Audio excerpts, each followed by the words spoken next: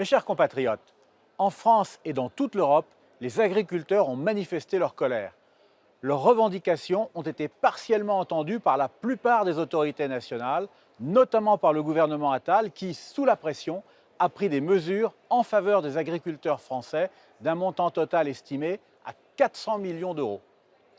L'Union européenne, en revanche, est restée sourde à leurs revendications.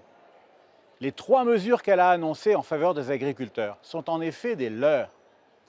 La première, le gel des négociations sur le traité de libre-échange avec le Mercosur, n'est en aucun cas un abandon pur et simple du projet, mais une simple suspension provisoire de celui-ci. La Commission cherche en réalité à gagner du temps pour ne pas trop aggraver l'impopularité des gouvernements européistes. Mais le chancelier Scholz a clairement déclaré qu'il n'entendait pas renoncer au traité avec le Mercosur. Il est donc certain que les négociations reprendront après les élections européennes.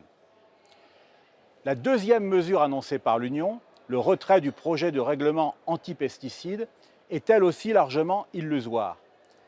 La vérité, c'est que le Parlement européen avait de toute façon rejeté ce texte grâce aux voix du Rassemblement national.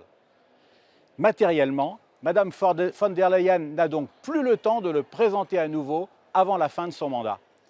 Mais sa décision n'engagera évidemment pas son successeur à la tête de la Commission, qui relancera très certainement cette composante phare du pacte vert dès la fin de l'année 2024.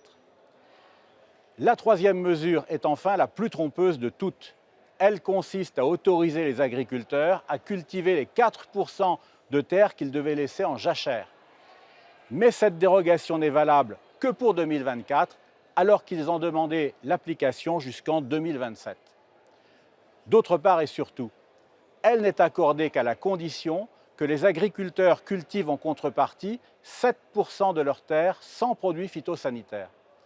Or, cette alternative était déjà prévue depuis janvier 2023 dans le plan stratégique agricole français. L'annonce de la Commission est donc une pure opération de communication destinée à berner les agriculteurs. Elle ne change strictement rien à leur situation. En conclusion, l'Union européenne n'entend nullement renoncer à ces 2 priorités que sont le libre-échange et le pacte vert. Sa politique consiste toujours à organiser la décroissance agricole en Europe au détriment de notre sécurité alimentaire et des intérêts légitimes de nos agriculteurs. La révolte du monde agricole a toutefois changé la donne. Elle est un révélateur de la crise de civilisation que nous sommes en train de vivre. En permettant aux citoyens de prendre conscience des dérives inacceptables de l'Union européenne, elle renforce l'espoir que le peuple français puisse très bientôt reprendre son destin en main.